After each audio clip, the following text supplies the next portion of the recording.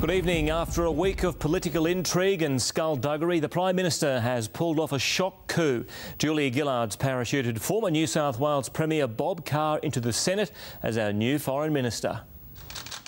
A political masterstroke or proof she can't be trusted. Bob Carr will join the Senate and will take on the role of Minister of Foreign Affairs. On Tuesday, this. Bob Carr, over a long period of time, has said that he's not interested in coming to Canberra. By Wednesday, she was denying she'd offered him the job. I've just said completely untrue. I've just said completely untrue.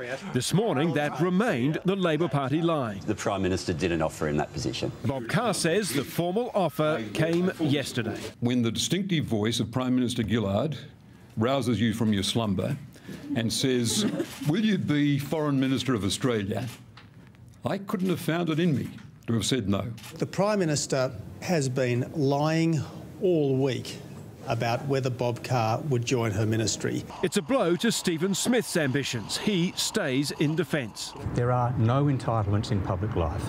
I don't have any entitlement to be disappointed.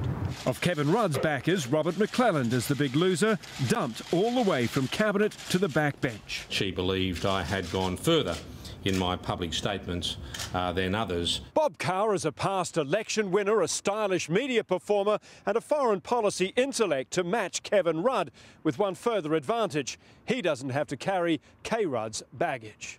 Aged 64 and in the Senate, he is no obvious leadership threat, but he says he will contest the next election and plans to stick around. I think I'm a natural senator. Spare a thought for Mrs. Carr, the death of a quiet retirement. Well, mixed feelings, but yes. Hugh Rimmington, 10 News. And Hugh joins us now. Hugh, you may want to explain a few things here. How is it that a man who was not an elected MP is now our Foreign Minister?